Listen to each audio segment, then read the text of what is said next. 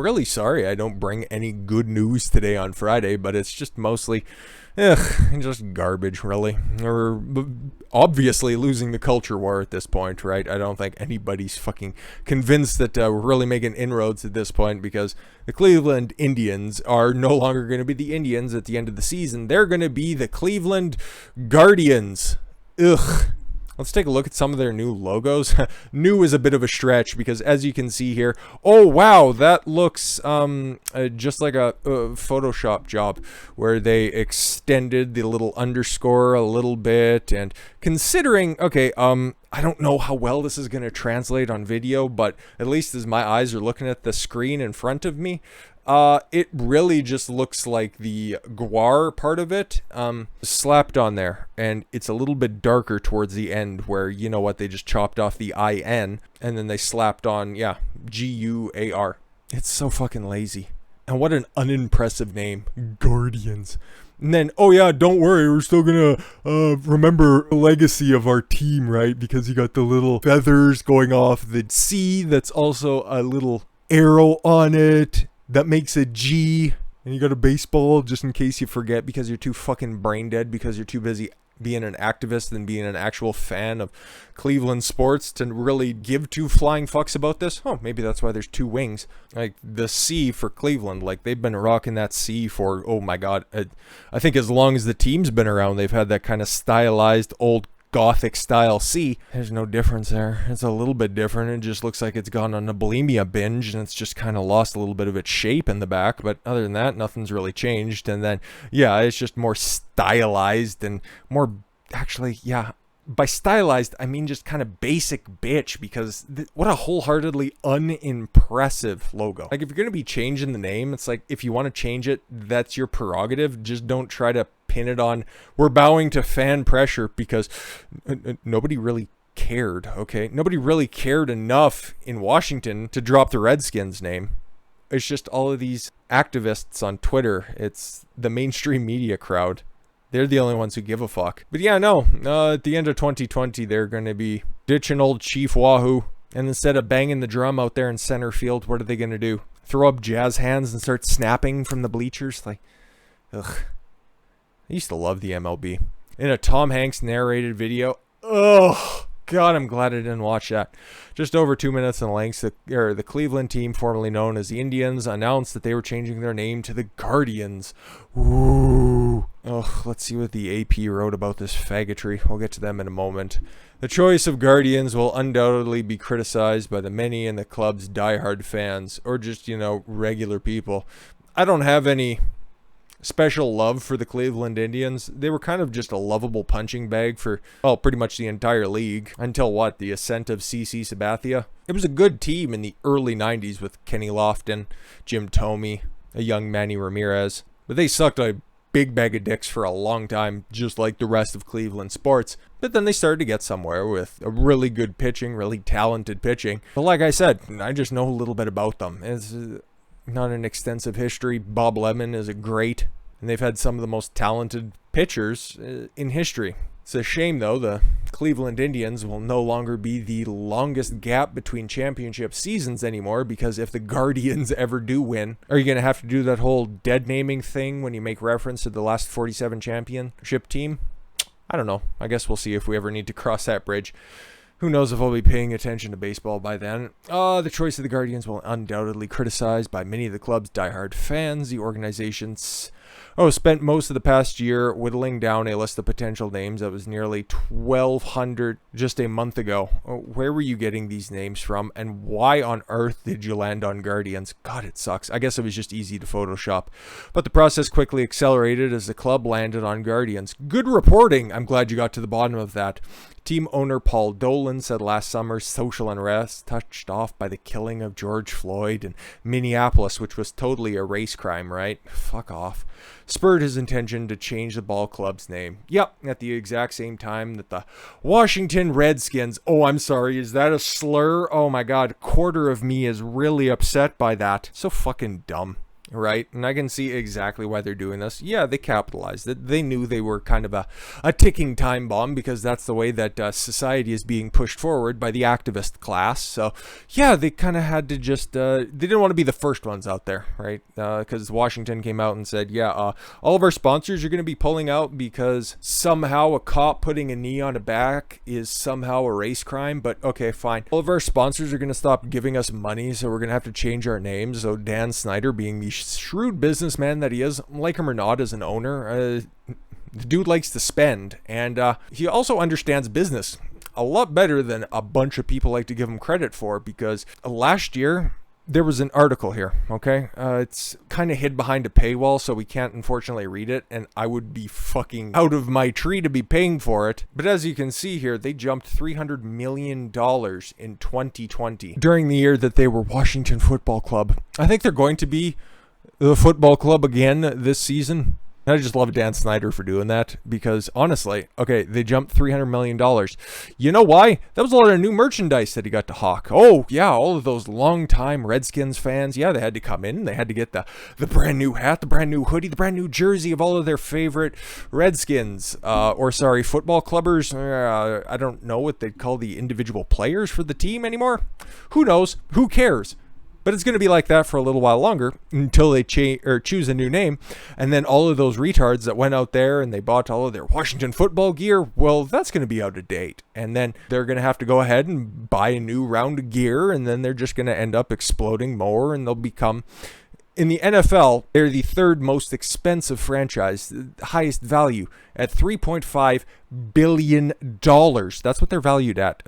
Just for a little bit of clarification, the New England Patriots are valued at $5 million, and the Dallas Cowboys, the most precious name in all of professional sports around the globe, is valued at $5.5 billion. Okay, so it doesn't really matter how successful you are, because the Patriots, yeah, they're definitely on a downslide, but you know what, they drafted correctly, and if they can get a decent year out of Cam Newton, they'll be fine. It's still, at the end of the day, a weak division and a two-horse race. But yeah, doing these virtue signaling moves, okay, and just being kind of a little snide about it, just going to work as a payoff. Because sports fans, oh my God, they're taking a minute to really fucking clue in. Yeah, the ratings are down, but a lot of people are still watching.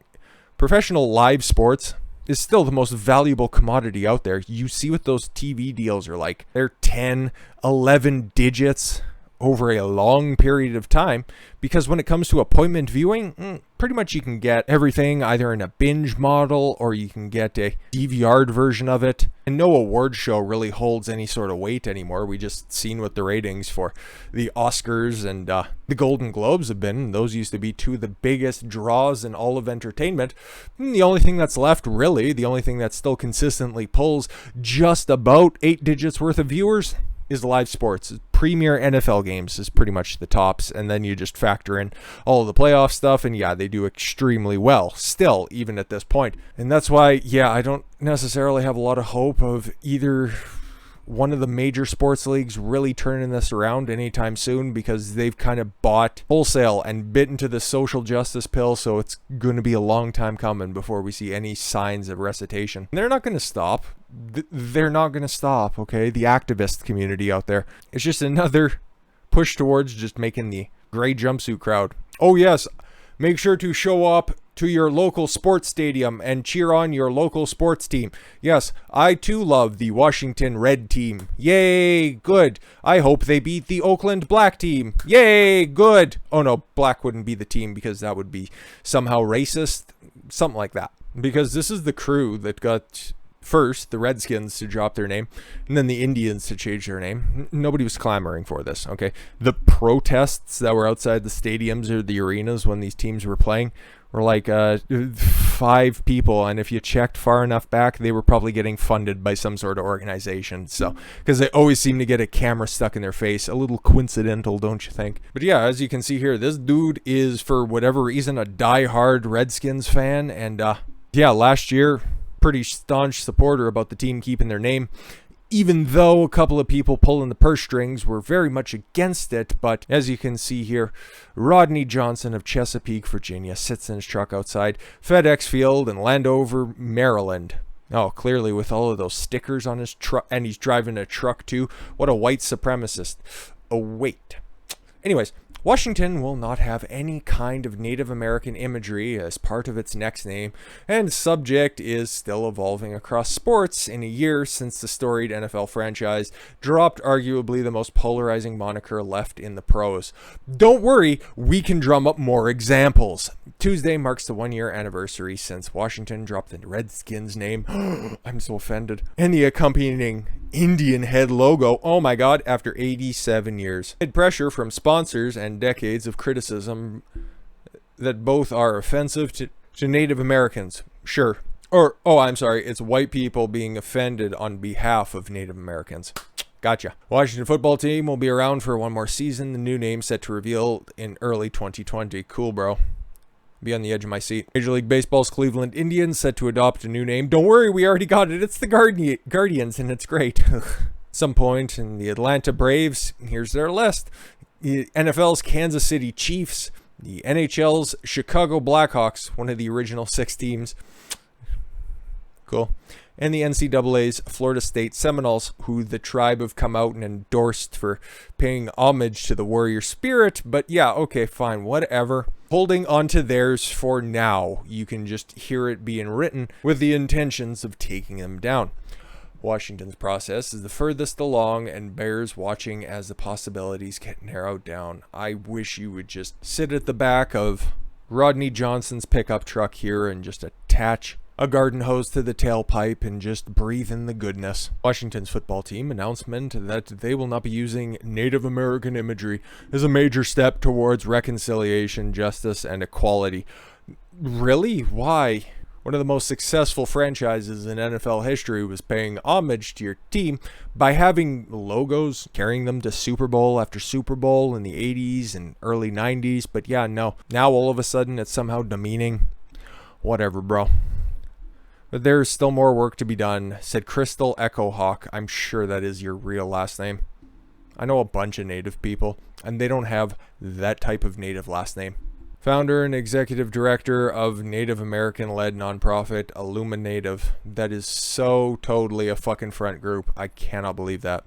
This is a step in the right direction for what I'm sure you're a devout sports fan, right? Your favorite sports team is probably the one that's playing, right? And we ask that the NFL, MLB, NHL urge the Kansas City Chiefs, Atlanta Braves, and Chicago Blackhawks to follow the Washington football team. President Jason Wright's lead in order to stand on the right side of history. I hate that entire statement with every single fiber of my being. Wright, who was named Washington's team president in August, ruled out Warriors as in a lengthy post on the team's website Monday, saying feedback from Native American communities showed deep-seated discomfort about that name. Why? Failing to acknowledge our past use of Native imagery is a consideration of the new name. I wouldn't be mindful of an individual or communities that were hurt by the previous name.